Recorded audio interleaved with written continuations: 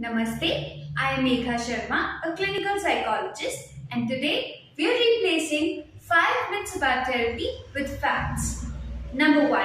It is expensive. If taken with good compliance and great therapist-patient bond, benefits can come in short interval of time and they're priceless. Number 2. The therapist will blame your childhood or parents. The therapist may need to recognize your past behavior patterns. However, behavior change is in your hands. Number 3. You will be judged. If you feel judged, shamed, or not accepted by your therapist, you're not with the right therapist. Number 4. It is for the weak. Facing your demons and taking control over them is weak by no means.